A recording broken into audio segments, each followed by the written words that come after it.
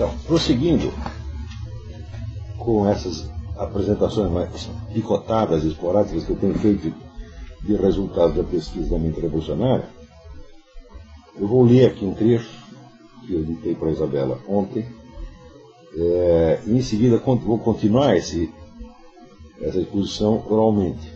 Quer dizer, claro que na própria leitura eu posso intercalar alguns comentários orais, mas a rigor essa gravação é a continuação do que está escrito. Eu vou colocar as duas coisas, esse escrito e a gravação que a continua no site do seminário. Então, o texto chama-se Objetividade e Imaginação. É um título provisório porque isso aqui é um parágrafo de um capítulo da mente revolucionária. Informa aos interessados, as pessoas vêm perguntando como é que está o livro, nós redizimos até o momento 550 páginas e acredito que isso é menos da metade do que nós temos que fazer. Tantas são as partes faltantes, das quais algumas nós gravamos aqui, mas não temos uma versão em texto ainda, então temos no máximo uma transcrição, que não está pronta para publicação de maneira alguma, que tem que ser encaixada nos devidos lugares. Então, a existência de um mundo único e a nossa própria existência dentro da unidade universal são as condições mais elementares de todo conhecimento. Sem a unidade do real, nenhuma só afirmação, nenhum só ato poderiam chegar à sua conclusão sem ser amputados a meio caminho pelo corte entre os mundos. No entanto, é certo que os sentidos não nos dão nenhum conhecimento dessa unidade. Tudo o que eles nos fornecem são fragmentos não só descontínuos, mas separados entre si por abismos intransponíveis. Quando vemos um cão que late, temos a impressão visual da sua figura e a audição do som que emite. Como sabemos que ambos provêm do mesmo sujeito agente? Só temos a visão e a audição separadas. Nenhum sentido extra informa-nos da unidade substancial da fonte que origina esses dois estímulos distintos. Esta observação levou muitos filósofos a supor que a unidade do real, e mesmo a de cada ente real tomado separadamente, é uma construção do nosso psiquismo. Aí reside o princípio mesmo da filosofia de Kant. Tudo o que sabemos do mundo são fragmentos esparsos. O mundo, enquanto tal, que é o mundo enquanto unidade, é construído dentro de nós. Mas é claro que a solução kantiana implica uma contradição.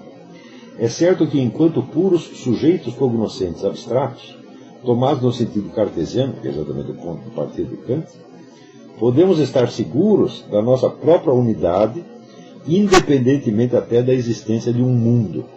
Quer dizer, o eu que se isola e tem consciência da sua existência, da sua unidade, pelo menos naquele momento, né? Mas essa certeza só aparece no instante atomístico do cogito ergo sum, e depois desaparece. Transcorrido um momento, o eu cartesiano já não pode sequer se recordar de ter tido antes a certeza da sua própria existência, pois o reconhecimento da identidade entre duas certezas vivenciadas em momentos diferentes requer a continuidade do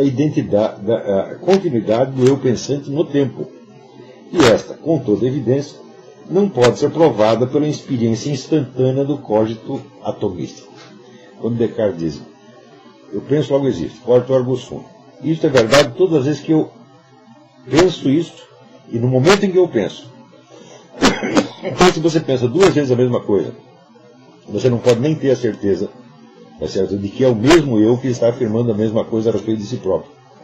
Porque daí você precisaria ter a certeza da continuidade do eu no tempo. Mas acontece que o código é atomístico, ele só é um instante separado, não tem transcurso. Então, evidentemente,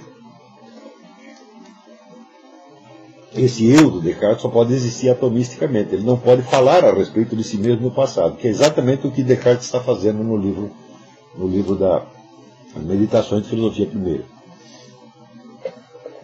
Quanto mais impossível não seria, então, expressar em palavras a experiência do cogito, sem a certeza da continuidade no tempo entre o sujeito da experiência e o sujeito do discurso. Aliás, isso é uma coisa que falta nas meditações de Filosofia Primeira. No caso desse primeiro Descartes, dizer, prove que este sujeito do qual você está falando é você. Prove que esse eu do qual você fala é você. Não tem nem, é impossível qualquer prova disso, porque não há conexão entre o eu do corte, quer dizer, o eu que se afirma a si mesmo como existente no instante em que afirma, e o eu que depois narra essa experiência. Não há nenhuma conexão entre um e outro.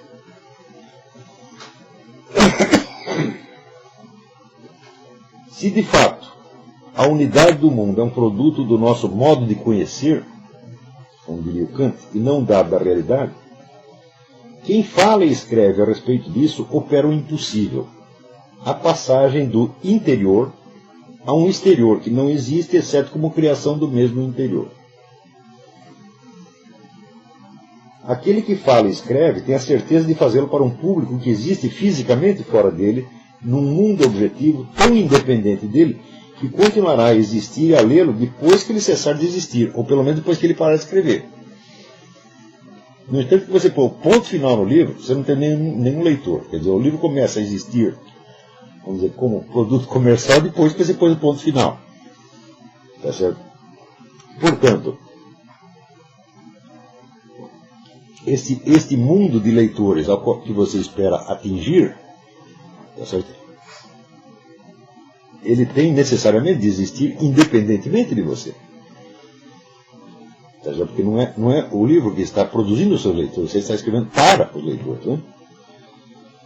Se a existência da posteridade no mesmo mundo onde estou agora é apenas uma síntese operada na minha mente, não faz sentido nenhum esperar que os produtos objetivados dessa mente permaneçam existindo na mesma unidade do mundo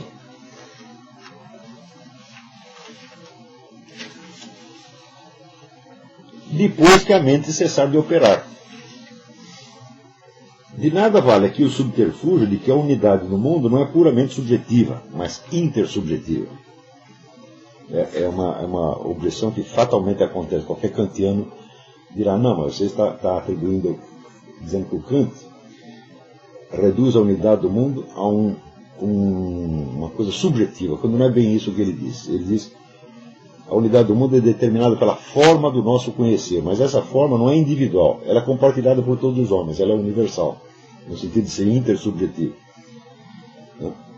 Então, de nada vale aqui o subterfúgio da intersubjetividade. Entre a subjetividade do autor e a do leitor, há uma série de mediações físicas, papel, tinta, serviços gráficos, etc., que não podem ser, ao mesmo tempo, uma criação dessas subjetividades e o elo material que permite a sua comunicação. Se você disser, não, mas a unidade é intersubjetiva, eu digo, bom, então foi a unidade intersubjetiva, tá certo, é que cria o papel. Mas o papel é o elo material que permite a comunicação entre um e outro. Mas se ele permite a comunicação é porque ele não é nenhuma coisa nem outra, ele não depende nem de um nem de outro, ele é uma terceira coisa. Agora, se só existe e tem a subjetividade de um lado e tem a intersubjetividade do outro, o que fazer com o papel? De onde aparece o papel? Se a filosofia de Kant pode ser escrita e publicada, é porque ela está errada em algum ponto. No entanto, a observação que lhe serve de ponto de partida continua firme e inabalável. Nada podemos fazer ou conhecer sem a unidade do mundo, e essa unidade não nos é dada pelos sentidos. Mais utópico ainda seria tentar restaurá-la depois de ter picotado ainda mais o material dos sentidos mediante a exclusão dos estímulos secundários e a redução dos primários às suas contrapartidas matematizáveis e mensuráveis. Exatamente o que faz Newton, Galileu, etc, etc. Ele vai pegar de todo o mundo dos sentidos e vai separar, vamos dizer, aquelas sensações que são primárias, que são, por exemplo, volume, quantidade, forma, etc. E aquelas que são subjetivas, como por exemplo a cor, o gosto, etc, etc. Exclui as subjetivas, exclui as subjetivas ou secundárias, fica só com as primárias e opera as medições em cima delas. E daí você obtém uma descrição. E, bom, essa descrição não pode, de maneira alguma, né, dar para você uma ideia da unidade do mundo, porque ela se baseia no pressuposto da unidade do mundo. Tá certo? Só que se essa unidade do mundo não é dada nem sequer pelos sentidos, tal como operam na vida real, essa é a experiência real, muito menos ela pode se dar nesta seleção dos sentidos, tá certo? Que é o material de observação das ciências, que é só as qualidades ditas primárias. Se o material do sentido já é incomunicável, é ser separado, picotado, mais ainda, tá certo? Ou serão esses dados, vamos dizer, separados e já picotados mais ainda pela ciência. Se o próprio universo do sentido já é um farelo de estímulos soltos, subdividir cada grão de farelo só pode nos afastar cada vez mais daquela unidade sem a qual nada podemos conhecer.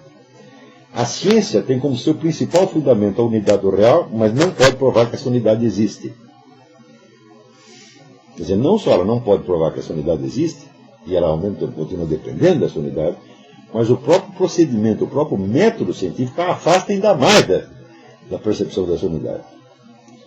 É fatal, pois, admitir que ou todo o nosso conhecimento é uma criação subjetiva, sem nenhum poder de preensão sobre a substância do real, ou que temos alguma via de acesso ao conhecimento da unidade do real, acima e para além dos sentidos e de toda a ciência.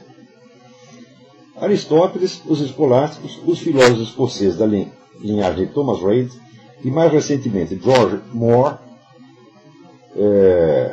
reconheciam a existência de um conhecimento sensível geral, por trás e por cima dos 5 sentidos específicos.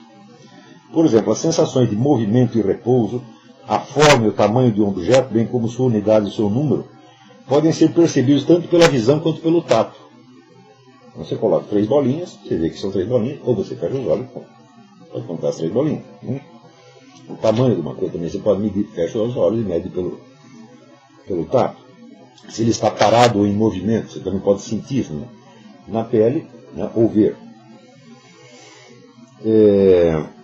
Dessa observação e de outras tantas similares, aqueles filósofos concluíram que devia existir um sentido comum, capaz de apreender a unidade dos objetos por trás das informações sensíveis e redutíveis umas às outras. O sentido comum, os sensus comunes, não seria nesse caso a atividade de nenhum órgão em especial, mas uma função da própria unidade corporal do sujeito cognoscente. Quer dizer, como você é uma unidade corporal, você capta as coisas como unidades corporais. Que algo assim deva existir é, como observou Moore, uma exigência lógica incontornável, de vez que sua negação leva a contradições absurdas.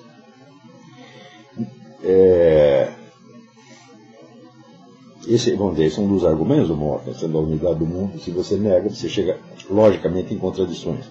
Tá certo? No entanto, também é fato que a própria unidade corporal do sujeito, incluindo suas sensações internas e a visão externa que ele tem de seus próprios membros e movimentos, é bastante problemática e pode ser dramaticamente afetada por estados patológicos ou hipnóticos. Por exemplo, o sujeito esquizofrênico, ele vê o braço, ele afirma que o braço não é dele, tá certo? Por exemplo. Ou um sujeito hipnotizado, ou seja, que ele está fazendo, ele faz certo gesto no instante mesmo que ele diz que não está fazendo nada.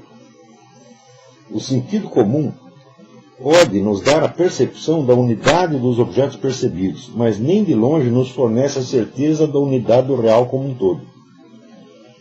Louis Lavelle buscou resolver o problema postulando a ideia da experiência inicial da pura e simples presença do ser. Antes de podermos subdividir a nossa experiência em interna e externa, recebida e construída, passada e presente, sensível e não sensível, etc., temos de sofrer o impacto da presença do ser e da nossa presença no ser. Sem essa experiência inicial, experiência indiferenciada, tá certo? Que não se pode nem dizer se é interno ou externo, essa distinção é posterior, quer dizer, o que é interno e externo, isso é uma divisão que você faz na própria massa do ser, por assim dizer, né? Do mesmo modo como subjetivo e objetivo, né? Ou anterior e posterior, todas as distinções, quer dizer, todas as distinções só se operam porque tem a presença do ser e nela se operam as distinções. Sem a experiência inicial, nenhuma outra experiência seria possível. Qualquer um pode testar a veracidade disso, experimentando por si mesmo a absoluta impossibilidade de conceber um puro nada. O puro nada teria que excluir você mesmo. Você não pode se conceber como inexistente. Tá certo? Quer dizer, que no fundo é esse o segredo do Corte. Tá certo? Não é que eu penso, logo existo. É que pensando eu não posso me conceber como inexistente. Algo há. real é, segundo Mário Ferreira dos Santos, o princípio supremo e incontrovertível de todo conhecimento. Isso resolve o problema? Resolve-o em tese e metafisicamente.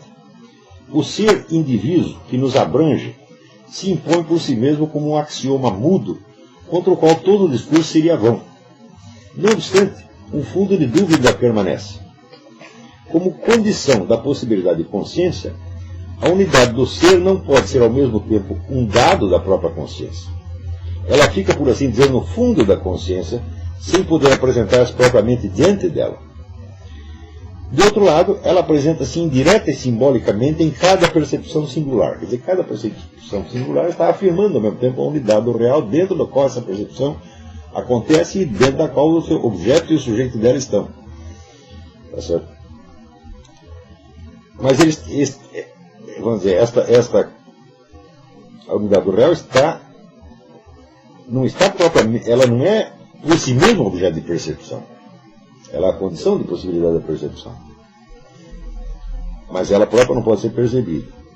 Nesse hiato entre o fundamento da possibilidade da consciência e a consciência exercida como ato neste ou naquele momento do tempo, podem-se introduzir todas as dúvidas céticas, que, embora negando-se a si mesmas ao negar a unidade do real, continuam eficazes como negações não dessa unidade em si, mas da consciência que podemos ter dela. Não dá para negar a unidade do real, mas dá para negar que você a conheça. Tá certo? Então, vamos supor que eu sou o cético, eu admito a unidade do real, você também admite, só que eu digo que nós não podemos conhecê-la, tá certo? E que você também não pode conhecê-la. Então, ela se torna o quê? Matéria de fé. Por assim dizer, uma afirmação, um pressuposto não provado. Né? Se a unidade do real só é acessível indiretamente, não se pode ter dela uma certeza intuitiva, mas somente uma demonstração por absurdo. Ou seja, se você a nega, você já a conclusões absurdas. De experiência que era, a presença do ser torna-se uma afirmação lógica, eternamente discutível, como todas as afirmações lógicas. Bem sabemos o que há de artificioso, de postiço nessas contestações, mas ainda nos falta o dado incontestável da experiência, com que possamos aplacar a dúvida cética. No entanto, esse dado existe. Basta fecharmos os olhos e ele se apresenta diante de nós sob a forma de um fluxo de imagens, sons e outras sensações absolutamente inseparáveis entre si. As imagens do sonho e da imaginação não podem falar aos nossos sentidos separadamente, porque esses sentidos estão adormecidos. Quer dizer, quando você ouve um som, o seu sonho, você está sonhando, você ouve um som e vê uma figura, você não está recebendo um por um sentido e outro por outro. Por quê? Porque os dois estão adormecidos. Na verdade, você não está vendo e nem ouvindo nada. Tá certo?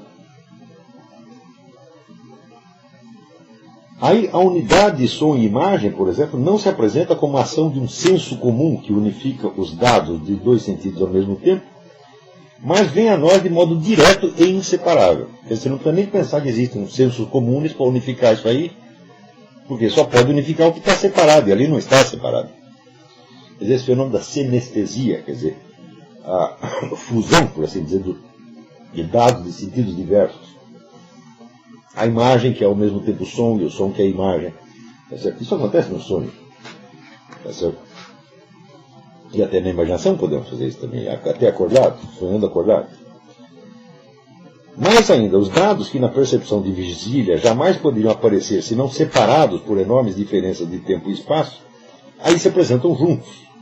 No mundo dos sonhos, um velho pode ser ao mesmo tempo criança. Os edifícios podem voar como passarinhos, as árvores falam e o futuro está presente junto com o passado. Se nós tomarmos como realidade básica, se aceitarmos como realidade básica o mundo dos sentidos, e mais ainda, esse mesmo mundo recortado e subdividido pelas ciências, jamais chegamos à unidade do real. E ao mesmo tempo, quando essa unidade do real se apresenta a nós em sonho, logo a neutralizamos como pura criação da nossa subjetividade isolada. Ou seja, na vida de vigília, no mundo que nós acreditamos ser real,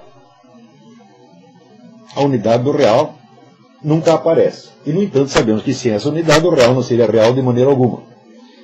E, no mundo do sonho, da imaginação, onde temos alguma experiência desse real, dizemos que isso não é uma experiência, mas apenas uma invenção subjetiva da nossa mente.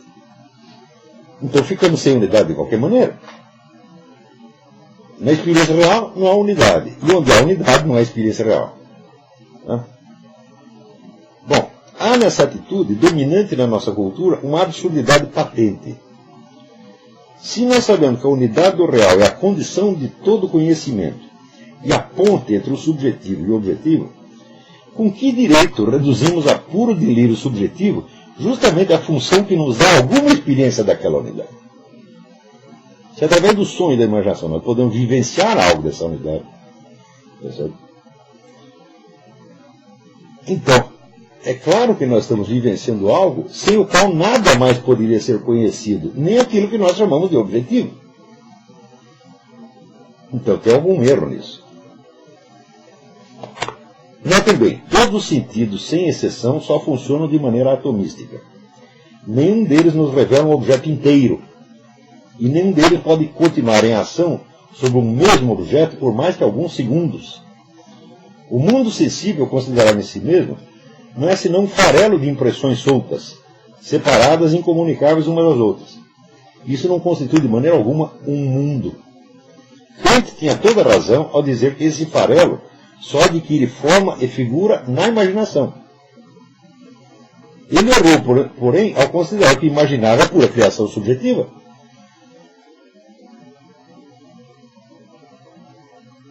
Mesmo intersubjetiva. Por quê? Se a nossa subjetividade está separada da realidade do mundo, como dizia Montaigne, nós não temos acesso ao ser. Kant também reconhece, aceita isso. Não temos acesso ao ser, só temos acesso aos fenômenos. Se essa nossa subjetividade está totalmente separada dos fenômenos, como pode ser ela mesma, ao mesmo tempo,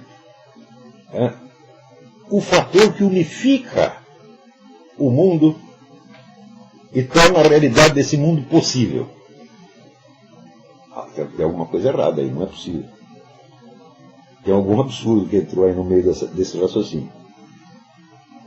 Se os sentidos e a ciência baseada na sua matematização só nos dão fragmentos separados, e se por outro lado sabemos que fragmentos separados não podem existir de maneira alguma, que só a unidade do mundo lhes garante alguma existência efetiva, por que devemos chamar de objetiva a apreensão dessa poeira de inexistências e de subjetiva a função que capta justamente algo do próprio fundamento da possibilidade de toda e qualquer existência e de todo e qualquer conhecimento?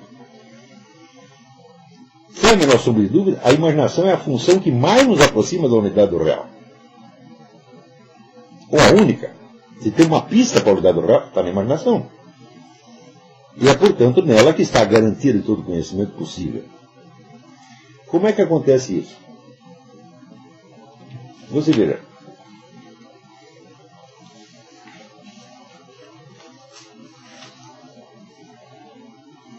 É só você fechar os olhos, você vê que imagens estão correndo dentro da sua mente o tempo todo.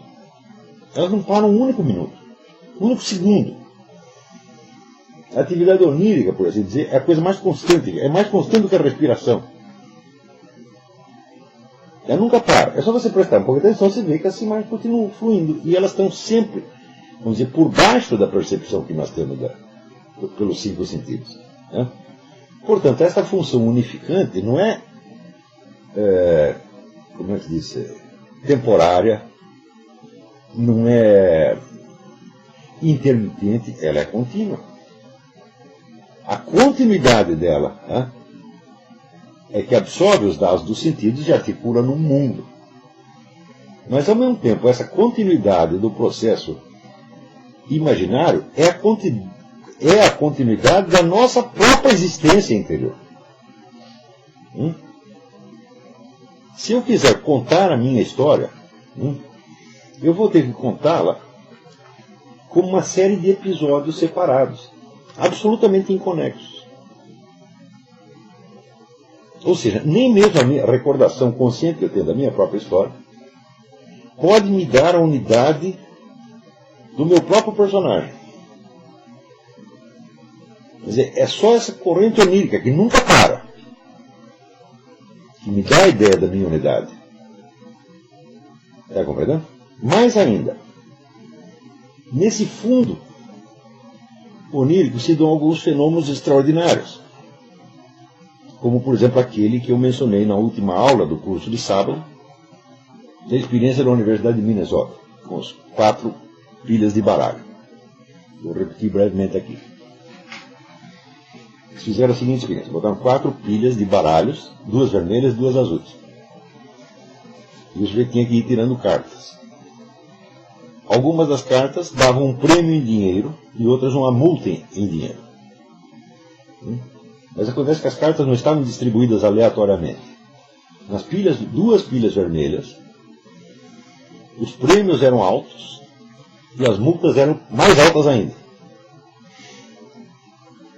Nas pilhas azuis, os prêmios eram baixos, mas as multas eram mais baixas ainda. Então, logicamente, é mais vantagem você operar só com as pilhas azuis, tá certo? E não arriscar a vermelha. Muito bem.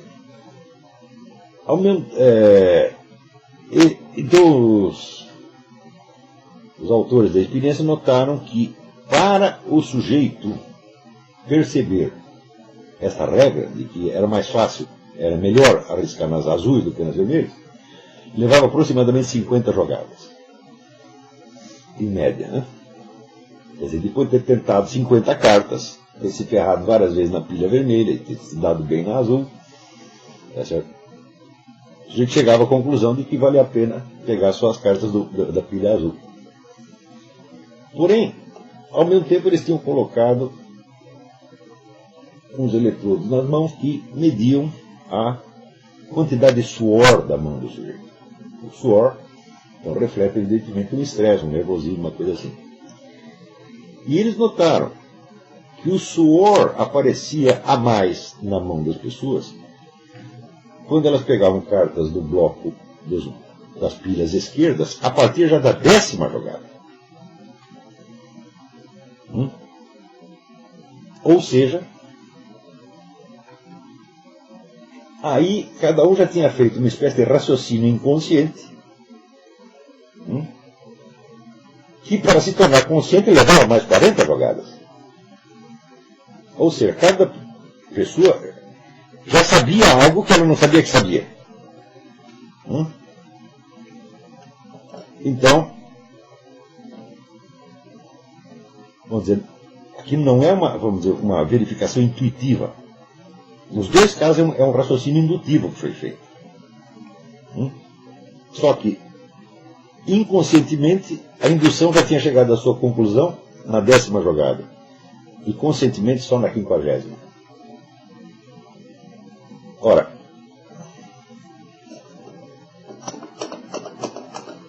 significa que justamente neste fundo de imagens que estão fluindo o tempo todo, o raciocínio já tinha sido feito. E perfeitamente correto. E muito mais rápido do que no outro. Por que isso acontece? Porque o primeiro raciocínio foi feito não com símbolos e conceitos criados pela mente, estabilizados, tá certo? E usados como, vamos dizer, num raciocínio lógico qualquer. Tinha sido feito diretamente com o material dos sentidos. Ora, a imaginação ela pode operar diretamente com o material dos sentidos. O raciocínio não pode. Então, quer dizer, a imaginação, é claro que ela tem outras funções também, mas uma das funções dela, tá certo, é completar raciocínios inteiros, usando como material não símbolos acumulados nela própria e transformados depois em conceitos e termos, mas os próprios dados dos sentidos imediatamente. Se há uma diferença entre uma pessoa inteligente e uma pessoa burra, é que a pessoa burra confia só no segundo raciocínio, e a pessoa inteligente, ela está mais atenta a este fluxo profundo. Você está entendendo? Ora, se você consegue raciocinar imediatamente com dados dos sentidos e não apenas com símbolos, não há mais aquela separação entre a mente e a percepção, entre a mente e os sentidos. Os dados dos sentidos, as presenças mesmas das coisas, tá certo? São os elementos lógicos com que a imaginação trabalha. Tá entendendo? Então você tem a experiência viva da conexão entre interior e exterior. Desde que você seja atento o suficiente para acompanhar este fluxo profundo. Tá certo? Ora, note bem que entre aquela primeira apreensão, tem após a 10ª jogada, e a segunda, existe um trabalho mental monstruoso. Você tem que recordar várias vezes a mesma coisa, o circuito inteiro que ele percorreu várias vezes, dar nome às coisas, tá entendendo? Criar conceitos, para daí chegar à conclusão. Pô, vale mais a pena operar com as cartas das pilhas azuis. Tá certo? E no primeiro caso, praticamente não houve trabalho algum. Você não está lidando com o material da sua mente. A sua mente está, repito, usando como não sinais ou signos que você guardou na sua mente, mas os próprios objetos presentes. Você está, por assim dizer, pensando com a mão. Isso é evidentemente muito mais inteligente do que você pensar com esquemas artificiais em palavras que só representam a realidade de modo indireto. Então, este tipo de conhecimento, vamos dizer, esse tipo de apreensão da realidade, só é possível nesse fundo, vamos dizer, onde os sentidos se misturam com as imagens internas de maneira inextricável. Porque se você está usando a própria, vamos dizer, é a mão, o baralho, a carta, que você está vendo, você não está pensando nelas. Você está captando não a conexão lógica entre vários elementos que você pensou, mas está pegando a conexão lógica tal como ela se apresenta na própria realidade. Está entendendo? Então fica aí esclarecido por que este fluxo de imagens, tá certo? Onde é praticamente impossível você separar o que é sensação, o que é memória, o que é imaginação, porque está continuamente, né, recebendo novos elementos, processando, devolvendo, atuando sobre eles, dando um feedback para a realidade. Entendeu? E compondo todo esse mundo que hoje as pessoas falam, vamos dizer, da tal da comunicação não verbal. Se sumisse esta função da mente humana, o raciocínio seria impossível. Porque o raciocínio não passa de uma elaboração de segundo grau feita em cima desse material. Quer dizer, onde a transformação desse material em esquemas, primeiro o esquema idético, quer dizer, a repetição, né, esquemática da mesma coisa. E depois esse esquema idético vai do esquema fático, depois vai virar um esquema idético, um pré-conceito, por assim dizer, por fim o conceito da palavra. Né? Na medida que você vai fazendo isso, você vai se afastando da experiência imediata. E você fica a impressão que você só tem duas coisas. De um lado você tem a unidade do raciocínio que você fez, e do outro lado você tem uma experiência caótica. Os dados soltos da experiência que só o pensamento unificou. Não é isso que acontece. O seu fluxo interior de sensações e imagens já está unificando tudo. Tá certo? Por quê? Porque ele está próximo da experiência sensível. Ele não precisa unificar nada, porque ele está captando a unidade que já está dada no próprio processo sensível. Está entendendo? Ou seja, a relação que existe, a relação proporcional que existe entre as 4 pilhas de cartas, não é um produto da minha mente, ela está nas cartas. Eu posso percebê-la na minha mente, se eu criar representações e signos das cartas, e montar todo o raciocínio indutivo. Mas eu posso percebê-la já diretamente nas cartas, exatamente como o suor na minha mão percebe antes que eu tenha me dado conta disso. Por outro lado, vamos dizer, este mundo de imagens, que você já não pode dizer que é interior, ele é exatamente um contato próximo entre interior e exterior. Ele não tem como se expressar a não ser de duas maneiras. Ou ele se expressa na linguagem do raciocínio, após ter passado por todas essas conversões, tá certo? Que o afastam da experiência imediata. Então você fica com a certeza do raciocínio, mas você ainda não sabe como conectar esse raciocínio com a realidade exterior. Tal como René Descartes, após ter provado a existência do próprio eu, já não sabe achar a ponte entre esse eu e o mundo exterior. Ou então, você expressa essa experiência mediante símbolos que evoquem imaginativamente a mesma experiência na mente das pessoas. Então aí você tem toda a linguagem da poesia, do mito, da narrativa, etc, etc. Ou seja, e note bem, quando você lê a poesia, ou vê um filme, ou assiste uma peça de teatro, ou uma música, etc, etc, você não pode dizer que isso é uma atividade interior da sua mente, porque isso vem vindo de fora. Por exemplo, a peça de teatro está acontecendo efetivamente na sua frente. E mesmo que seja um poema, vamos dizer, a métrica do poema e os sons estão todos ali gravados. Você está recebendo aquilo, então é mundo exterior. Na leitura da poesia, na audição da música, você tem de novo a mesma vivência da conexão entre interior e exterior e da participação da sua psique na unidade do real. Está entendendo? Ora, mas se a unidade do real é a única garantia de todo conhecimento possível, isso significa que só na esfera desta experiência imaginária e da sua expressão em símbolos é que nós podemos ter a garantia da unidade do real e, portanto, da validade dos nossos conhecimentos. Estão compreendendo? Entende a gravidade disto? Isso significa que você ter um universo simbólico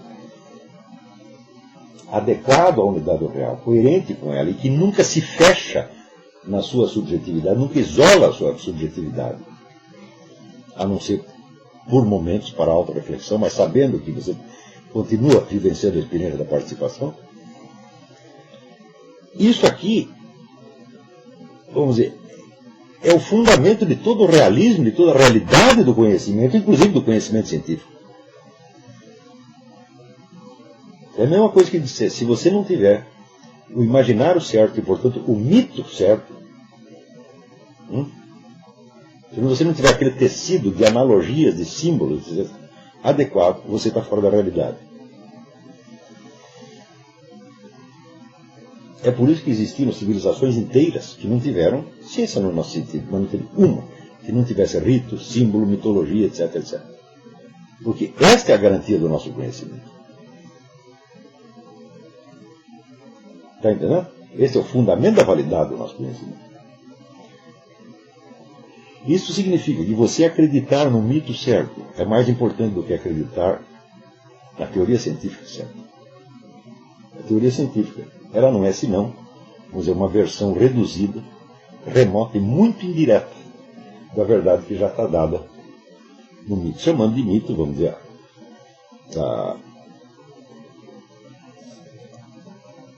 sem dar a conotação de coisa inventada, artificial. Tá certo? Se o mito se compõe de coisas que aconteceram efetivamente na realidade,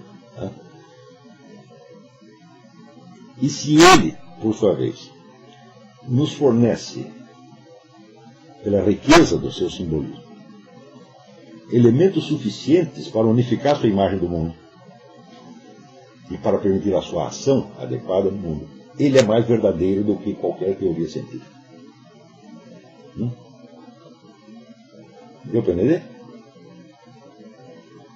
Por isso, quando tu rezar, creio em Deus Pai, Todo-Poderoso, Criador do céu e da terra, em Jesus Cristo, Senhor, do Filho nosso, aqui, você crê nisso. É muito mais realista e muito mais verdadeiro do que acreditar em qualquer teoria científica, porque toda teoria científica vai sempre se basear em alguma mitologia. Se esta mitologia romper com a unidade do mundo, ela é falsa. Por exemplo, o fato de que na física, até hoje ninguém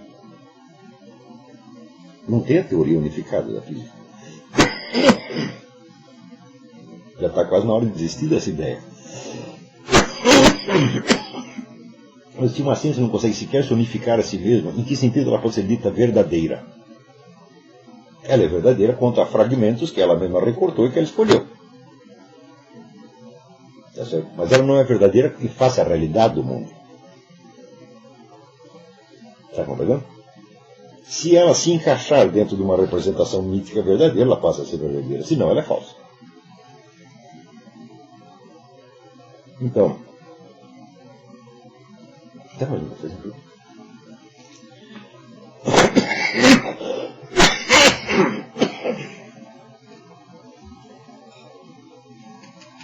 Ora, quando surge, vamos dizer, a ciência moderna, chamada ciência moderna no século XVI, a primeira coisa que ela faz é destruir a unidade do mundo simbólico do qual ela mesma se originou. Tá certo? Aí existe, por exemplo, esse livro muitíssimo interessante do autor francês Jean-Pierre Cavalier, que chama Descartes, a Fábula do Mundo.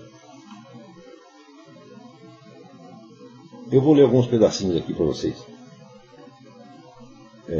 Jean-Pierre Cavalier, Descartes, la Fábula du Monde, publicado pela Van em 1991. A noção de mundo implícita na cultura científica do começo do século XVII revela-se indissociável de uma metáfora, a metáfora do teatro. Então, e ele vai examinar justamente um tipo de edifício que é o encontro, vamos dizer, da ciência nascente com o teatro. Que é o quê? O anfiteatro de anatomia. As aulas de anatomia são dadas num teatro. Então ele estuda a estrutura daquele teatro, tá certo? Para mostrar qual era a representação mítica do mundo que estava implícita naquela atividade. Então,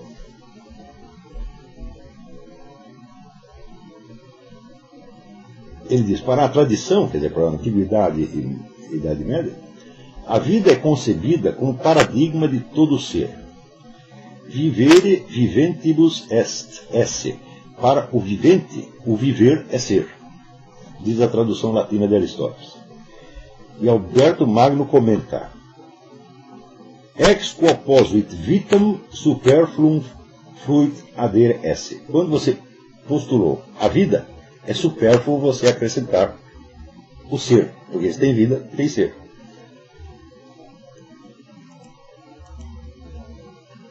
Para a teologia escolástica, Deus, no ato criador, confere ao mesmo tempo a vida e o ser.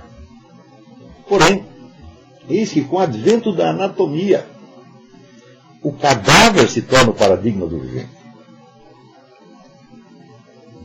Quer dizer, o corpo humano é estudado sobretudo no cadáver. A decomposição das suas várias partes, a medida de cada pedacinho separado, e depois isto tudo vai sendo juntado para compor uma fisiologia. Mas sempre existe um hiato entre anatomia e fisiologia. Veja, não é possível, a partir da anatomia, explicar a fisiologia. Sem anatomia fica difícil, você não sabe as partes. Mas se você pegar todas aquelas partes, tá certo? E não dá para explicar a fisiologia. Por quê? Porque a anatomia do morto é a mesma do vivo. Daí vai surgir uma série de teorias, vamos dizer, do fluxo vital, né? Tentando colar os dois pedaços. Mas o fato é que separou. se você começa a estudar, vamos dizer, o funcionamento do ser vivo a partir da estrutura do morto, tem um ponto que você vai precisar fazer um salto epistemológico, porque não tem continuidade entre uma coisa e outra. O ente já não é mais na medida em que é vivente. A partir do momento em que a vida é compreendida a partir do cadáver, o vivente, pelo exame do seu modelo mortuário, é confrontado com o seu próprio não-ser. Tem aqui o ser vivente e tem ali a imagem do não-ser dele, que é o morto. Né? E é nesse morto que ele vai se estudar. Portanto, ele vai estudar o ser com base no não-ser. Né? Quando a vida cessa de circular, o mundo e o homem entram em decomposição, despedaçamento, fragmentação, corrupção, evanescência de toda a realidade, porque se desfaz a unidade vital do cosmos. O teatro, mundo das sombras, e em sua apoteose barroca, mundo do ilusório, do não real, o teatro é o lugar por excelência onde se desenrola essa crise da ontologia. Quer dizer, perda de visão da unidade do ser. Daí ele lembra, ele pega um quadro pintado por um pintor holandês, Jean-Baptiste Weenix, 1647, pintou um retrato de René Descartes segurando um livro, onde está escrito essas palavras: mundus est fabula. O mundo é uma fábula.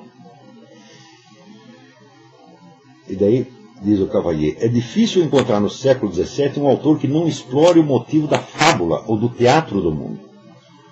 Ora, Descartes é autor de uma obra a qual ele deu o nome de Mundo, Tratado do Mundo. Ora, o Tratado do Mundo é a obra científica por excelência de Descartes, onde ele vai explicar, vamos dizer, depois de ter dado lá seus preceitos metodológicos, suas considerações filosóficas, etc. Bom, agora, como é que é o mundo mesmo considerado na sua materialidade? E ele expõe isso sob a forma o quê? De uma fábula, de uma obra de ficção. E peraí, mas este mundo, onde estão lá, vamos dizer, as realidades extensas, na divisão de res extensa, res cogitans, coisa extensa é coisa pensante. Esse não é o verdadeiro mundo? Na verdade não pode ser, porque quem mede a coisa extensa é a coisa pensante. Portanto, a coisa extensa passa a ser função da coisa pensante. E o mundo, então, automaticamente se transforma em fábula.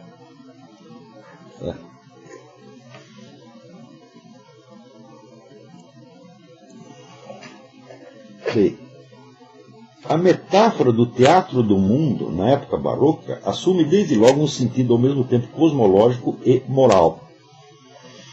A ideia-força segundo a qual o mundo é um teatro revela-se estreitamente ligada a uma concepção artificialista da natureza. Estudar a natureza consiste, agora, em descobrir por quais mecanismos dissimulados aos espectadores se produziram os fenômenos que formam os cenários cambiantes e variados do mundo. Eu comentei isso brevemente no Jardim das Aflições, onde eu reproduzo aquela figura renascentista, onde um indivíduo, ele atravessa o mundo das aparências sensíveis, ele fura o véu das aparências sensíveis, ele tem as árvores, os passarinhos, as montanhas, as nuvens, etc. Ele fura e por trás disso ele vê o quê? Vê uma série de engrenagens. Ou seja, as engrenagens, a máquina é que é a verdadeira realidade. O mundo sensível é apenas uma fábula.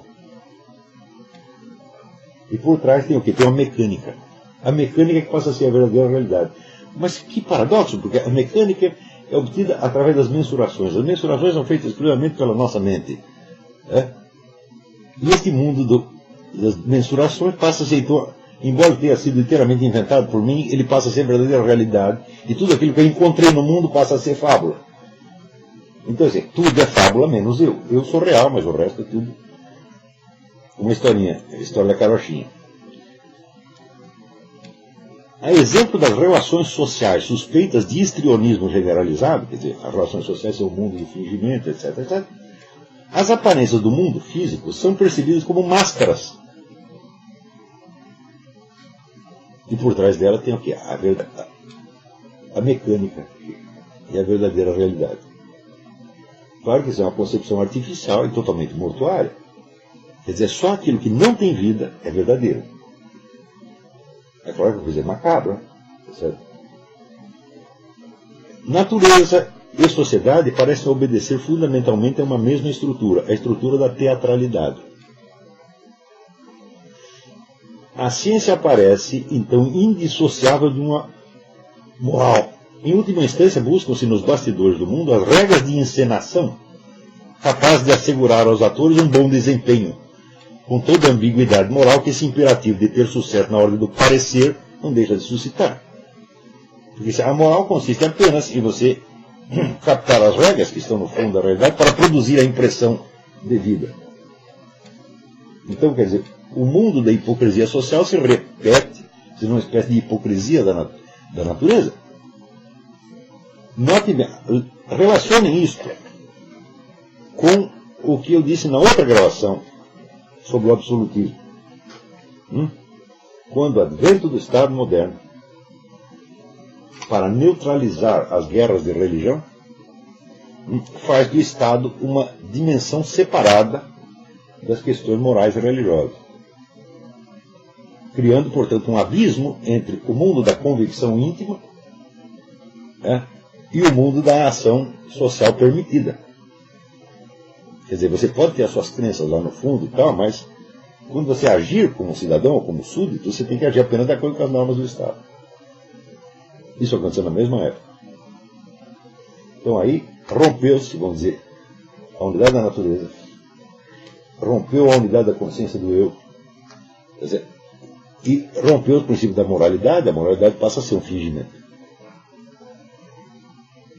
Então a partir daí é que surge, vamos dizer, o mundo das falsas autobiografias, como a do próprio René Descartes, de Michel de Montaigne, Rousseau, etc. E mais tarde Rousseau vai agravar a coisa, né? Rousseau já é 2 séculos depois, mas ele já está muito agravado. E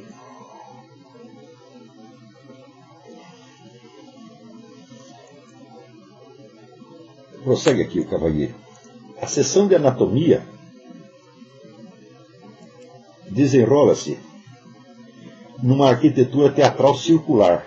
Ele pega um anfiteatro da cidade de Leiden, reproduz ali a gravura e analisa aquilo. Desenrola-se numa arquitetura teatral circular inspirada no modelo vitruviano, de Vitruvius, o grande arquiteto. Essa associação da ciência e do teatro na aurora da modernidade é carregada de significação. A anatomia tem o valor de modelo para a ciência experimental nascente, como o teatro, ao mesmo tempo, tem para as artes do visível. A lição de anatomia é aquele espetáculo científico no qual a máquina do corpo é pacientemente desmontada, peça por peça. Nas gravuras do anfiteatro de Leiden, o espectador é atingido, em primeiro lugar, por aqueles esqueletos de homens e de animais. Quer dizer, você tem a mesa ali onde você opera a dissecção do cadáver, em volta você tem a plateia e em cima você tem uma galeria de esqueletos de homens e animais, né? Cada um com a bandeirinha, lembrando o tema da precariedade da vida. Vita brevis, a vida é breve. Pulvis et umbra sumus, nós somos pó e sombra. Estamos realmente em presença de um teatro da vaidade, um teatro da morte. É bem a ciência moderna que aí se afirma. O esqueleto, e mais genericamente o cadáver, permanece ainda um símbolo, mas ele é já, antes de tudo, um objeto de estudo, de análise e classificação. A ciência não objetiva assim o corpo humano, senão fazendo abstração na sua prática, fazendo abstração do seu estatuto simbólico. Quer dizer, ela destrói o sentido simbólico do corpo humano, na medida que o reduz a um aglomerado de pedaços que se colam uns aos outros mecanicamente. E depois, para tentar recuperar esta unidade, que só pode ser captada pela experiência real, vamos dizer, do fluxo interior, da percepção real, etc., etc., vai ter que inventar teorias como fluxo vital, energia vital, etc., etc., tentando colar essa coisa. Vitalismo, né? O homem da Renascença, que é um período um pouco antes, pensava-se como microcosmo. O microcosmo era o corpo animado que participava da grande alma do mundo. Como é que nós participamos da grande alma do mundo? Através desse fluxo permanente, vamos dizer, de sensações e imaginações que está no fundo de nós, e sem o qual o pensamento é nada, né?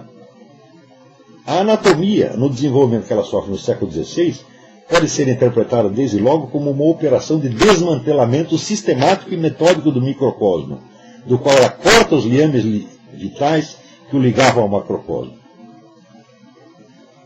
O que sobrou no mundo de Descartes? Sobre a coexistência, quer dizer, os dados dos sentidos externos, e mesmo assim só a parte matematizável dele, e de outro lado o raciocínio lógico. A imaginação é excluída, como diz, c'est la folle du logis, é a louca da família. Eu digo, mas é a imaginação que garante essa unidade. Se você acabou com ela, acabou com o mundo das analogias, dos símbolos, do mito, etc, etc, acabou a unidade, só sobrou esses dois pedaços, e isso, por sua vez, é um novo mito, só que é um mito falso.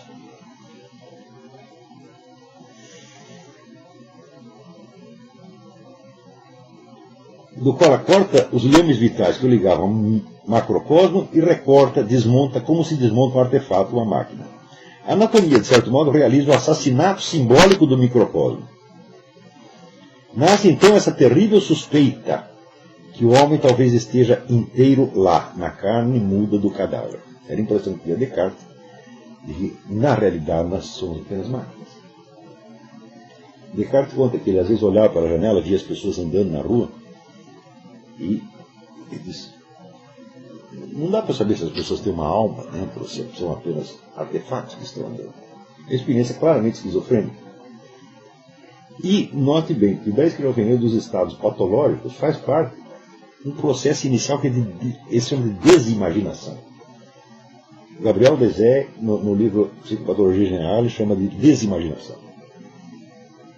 Quer dizer, você corrói ou desmonta, desmantela, ou esfarela a unidade simbólica da experiência interior, então sobra só aqueles pedaços soltos. Daí eu já não sei mais se eu sou eu ou se você é você. Né? E esta loucura que os caras chamam de ciência moderna,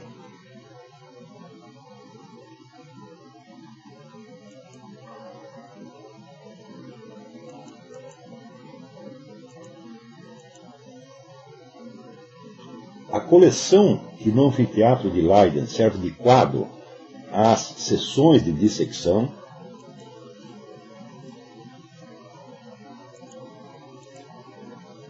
é uma anatomia da natureza inteira. Ela isola, descontextualiza aquilo que no grande discurso analógico do mundo, na cultura simbólica, mitológica anterior, o grande livro do mundo estava unido em um só corpo, ou seja, tomado em um só texto.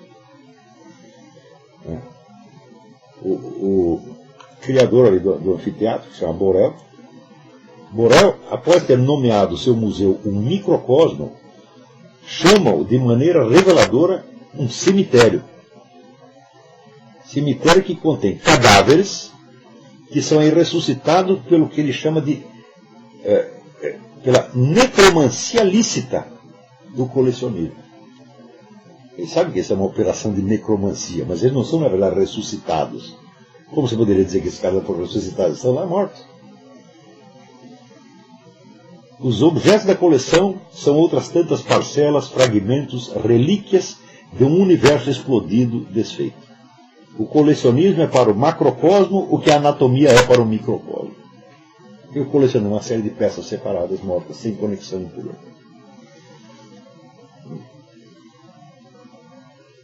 O professor de anatomia e o colecionador, que em Leiden acontecem ser o mesmo, quer dizer, Borel, se entregam à mesma autópsia de um mundo defunto, morto e putrefeito, como escreverá John Donne, o poeta John Donne, no seu próprio livro Anatomia do Mundo.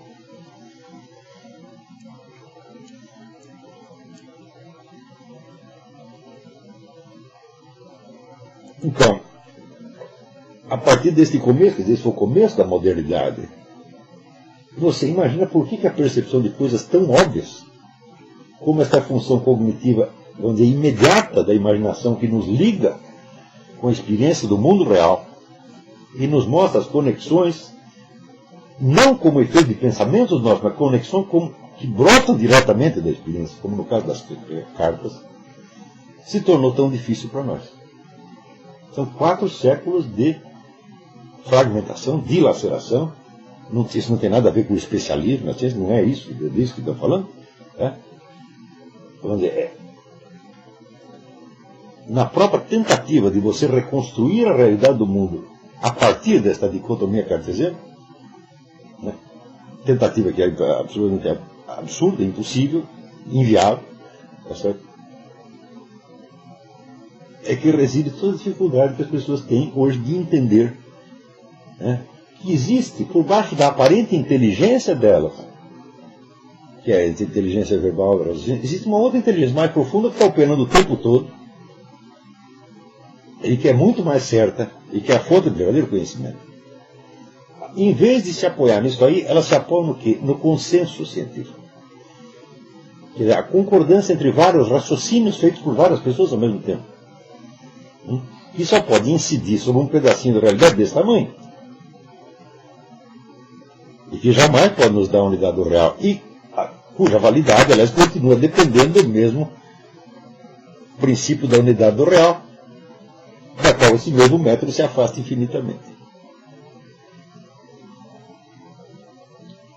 Vamos dizer, esta etapa da história cultural do Ocidente é fundamental para o surgimento do quê? Da mentalidade revolucionária. A mentalidade revolucionária é essencialmente inversão e mentira. Sem isso não teria sido possível. Quando eu digo que a mentalidade revolucionária se forma de vários elementos que por si mesmo não têm a fonte revolucionária, né, é mais ou menos disso que eu estou falando. Quer dizer, não é que essas pessoas estavam preparando o movimento revolucionário, não, nem tinham a menor ideia disso, mas estavam criando as condições intelectuais sem as quais a mentalidade revolucionária não poderia acontecer. Agora, o fato é que esta situação que está sendo descrita aqui pelo Jean-Pierre Cavalier, ela foi criada por um movimento revolucionário que é o advento do Estado moderno e do absolutismo. Como eu já expliquei, que isso é um movimento revolucionário na aula anterior. Deu para entender?